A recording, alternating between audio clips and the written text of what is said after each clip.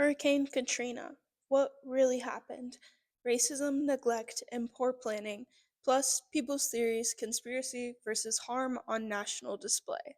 You'll have to forgive me here if I lose my voice a little bit or if I sound really sick. I have a sinus infection, but bear with me. What we know. With 1,392 lives lost, 652 missing persons, and $125 billion in damage, the 2005 Hurricane Katrina is tied with Hurricane Harvey in 2017 as the costliest tropical cyclone on record. The storm affected the Bahamas, southeastern United States, including Florida, Louisiana, and Mississippi, Cuba, northeastern United States, and eastern Canada. In the 2005 Atlantic hurricane season, Katrina was the 12th tropical cyclone, 5th hurricane, and 3rd major hurricane, and 2nd Category 5. Katrina formed with the merger of a tropical wave and the remains of a tropical depression. It strengthened to a tropical storm over South Florida before entering the Gulf of Mexico August 26th and quickly formed into a Category 5 hurricane. At its landfall in Louisiana, it weakened to a Category 3. 80% of New Orleans was flooded, as well as significant portions of neighboring parishes. Other than Alaska, Louisiana is the only state not to call their subdivisions counties. Despite mandatory evacuation orders, thousands of people were unable to leave due to poverty and lack of transport.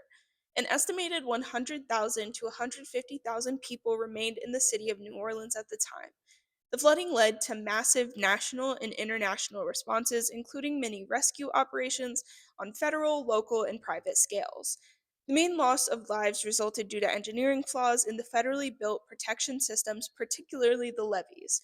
Later in court, the Army Corps, despite being responsible, was found not able to be held financially accountable due to the 1928 Flood Control Act. Government response. Many of the people's responses to the disaster were widely criticized, with resignations from Federal Emergency Management Agency FEMA Director Michael D. Brown and New Orleans Police Department NOPD Superintendent Eddie Compass following shortly. More than just those two men faced criticism, including New Orleans Mayor Ray Nagin. Forgive me if I say any of these names wrong, of course. Louisiana Governor Kathleen Blanco, and even President George W. Bush. Still, many agencies were commended for their work, such as the United States Coast Guard, USCG, National Hurricane Center, NHC, and the National Weather Service, NWS. Special emphasis was on the NHC for its accurate forecasts in advance. In April 2006, the World Meteorological Organization chose to retire the name Katrina as the destruction and loss of life prompted so. The USCG pre-positioned resources around the expected impact zone, and by the afternoon of the 29th, air crews began around-the-clock rescue efforts. Many of those who helped had lost their homes during the hurricane but made efforts to rescue New Orleans and the Mississippi and Alabama coastlines. A state of emergency had been declared on August 27th with mandatory evacuation orders on the 28th. Bush did not, however, include coastal parishes of Louisiana in his declaration of state of emergency.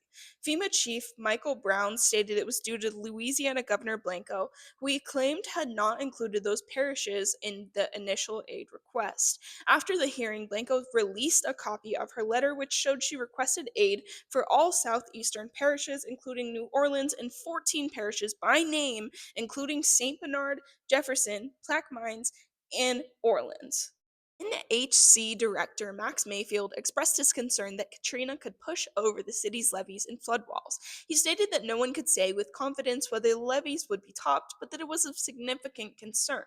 Louisiana's evacuation plan consists of three phases. The first starting with the coast evacuating 50 hours before the start of tropical storm force winds, the second with areas designated at 40 hours before, and the third with areas such as New Orleans evacuating 30 hours before the winds.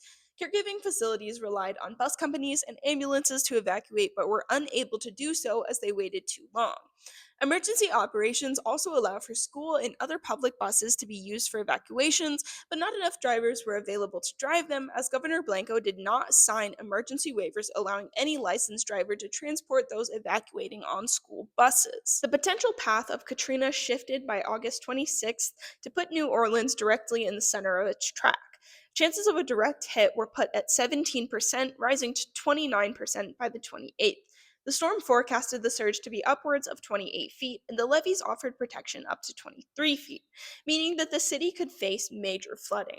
At 10 a.m. EDT on August 28th, after Katrina had been upgraded to a Category 5, Ray Nagin ordered the first ever mandatory evacuation of New Orleans. The city established several last resort refuges for citizens who could not leave the city. This included the Louisiana Superdome that temporarily housed around 26,000 people. Katrina's storm surges caused 53 flood protection structure breaches around New Orleans on August 29, 2005, and 80% of the city was submerged. Total number of deaths caused by Hurricane Katrina is unknown. The NHC states that 1,836 fatalities are attributed to the storm. By state, 1 in Kentucky, 2 each in Alabama, Georgia, and Ohio, 14 in Florida, 238 in Mississippi, and 986 to 1,577 in Louisiana. 135 from Louisiana remain listed as missing. A study from the Louisiana Department of Health and Hospitals concluded that 1,170 deaths occurred directly from the storm within the state.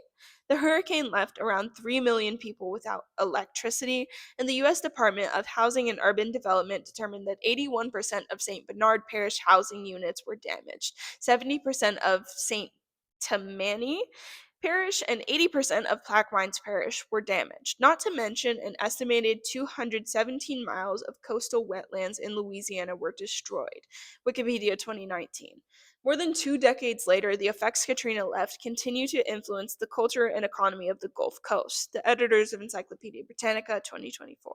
Who gets left behind? Most of the flooding in New Orleans occurred due to the levees after the storm, meaning Katrina didn't drown the city. Many survivors claim that it wasn't as it seems. They say the levees didn't collapse, they were blown up, and many people feel as if this holds merit due to how other historical events coincide.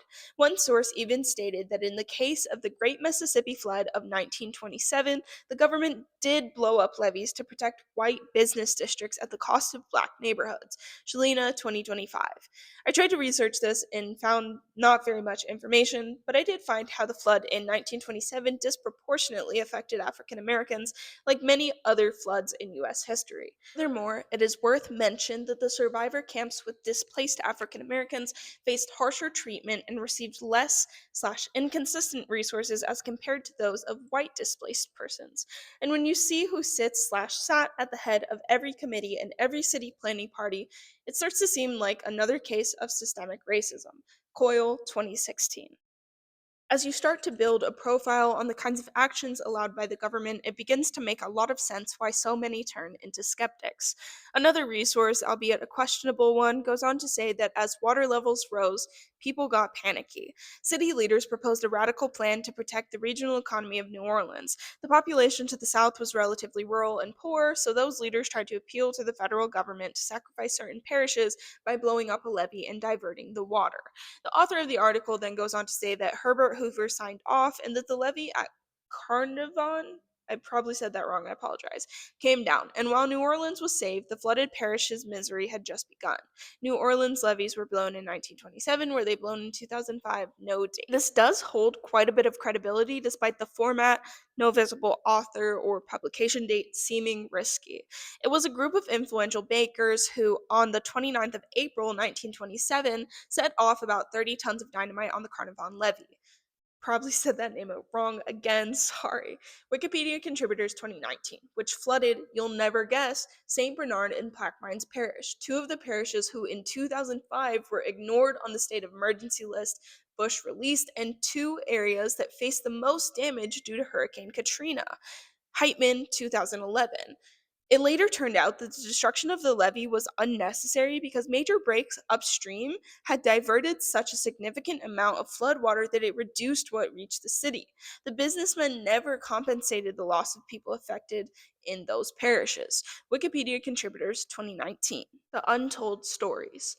Furthermore, during the aftermath of Katrina, thousands of men, women, and children were abandoned at Orleans Parish Prison, OPP. Society largely views the incarcerated population as not worthy, and so their stories go unnoticed. The human beings in that prison faced some of the worst of the hurricane, with several of them locked in ground floor cells, and none of them being evacuated until waters in the jail were at chest level. American Civil Liberties Union 2006. Sheriff Marlon N. Gunsman of Orleans Parish did not call for help evacuating prisoners until midnight on August 29th. A State Department of Corrections and Public Safety spokeswoman said other prisons called for help on the previous Saturday and Sunday. Evacuation of OPP was not finished until September 2nd. Dan Bright, an OPP inmate, told Human Rights Watch, "They left us to die." Several officers told Human Rights Watch that they had no evacuation plan, though the facility had been evacuated during flooding in the 1990s. A spokeswoman for the sheriff's office insisted nobody was left behind. Many of the men held there were arrested on offenses like public drunkenness or trespassing. Human Rights Watch 2005. A history of neglect was readily apparent at OPP, with one sheriff declaring that the prisoners, despite the mayor's declaration of the first ever mandatory evacuation, would remain, quote, where they belong. Prisoners there went for days without food, water, and proper air ventilation. Deputies admitted they received no emergency training and that they were unaware of any evacuation plan, with some of the guards being locked in at their posts. Some of the prisoners' stories who were left there. Ivy Declare was held at OPP for $700 in traffic violations, which were mostly parking tickets, and had no other serious trouble with the law. He was later transferred to Bossier Parish Maximum Security Prison, at which his release date came and went. When he asked about it, he was pepper sprayed, tasered, beaten, and thrown in solitary confinement with no clothes. 3 weeks after his initial release date, he was left at a gas station by the side of the road on the day of Hurricane Rita. OPP's psychiatric ward. He was locked in during his shift and ordered to go to the roof with a shotgun and shoot anyone attempting to leave the flooded buildings. He stayed stranded a long while after the prisoners were evacuated. Ashley George was a 13-year-old girl from OPP Youth Center. She was moved adjacent to the adult male holding area where men watched her use the toilet. She spent days in water up to her neck, and after being taken for evacuation, she reported that pregnant girls received no care and that she'd had to relieve herself publicly, all while left stranded in a hurricane. American Civil Liberties Union, 2006. Superstitions and survivors. Many superstitions surround Katrina. People think that the levees were bombed, that bodies were hidden, or mass graves were used to keep the number lower. The hurricane was used to replace black neighborhoods with Airbnbs and condos, and that FEMA camps were testing detention camps and practicing for larger population control. Does it sound outlandish? Perhaps, but the facts we have aren't all that pretty either. Federal response was slow, and when it arrived, it was disorganized. Planning did not consider how a poor or disabled person might need to adjust with no car. It was unconducive to evacuation, and thousands of poor, black, elderly, and disabled individuals got left behind in a horrifying storm. Law enforcement did unforgivable things and acted as if they were above the law. Katrina showed the world where, when, and how far American society believes a life is valuable dependent upon its attributes. The people were resilient, but things aren't the same. Community, history, and peace were all lost in Katrina, and yet has the world learned? The types of incredibly devastating storms we face continue to get worse as we ignore the signs of climate change, and perhaps we don't know everything and we may never be able to prove it, but we can choose to honor those we lost and make better choices for the future of all people. Shalina 2025. Now you know more than you knew. Thanks for reading. Like and subscribe to receive new posts and support my work. All my references will be in the Substack and Patreon links in description. And thank you so much, and I will see you guys next week. Bye!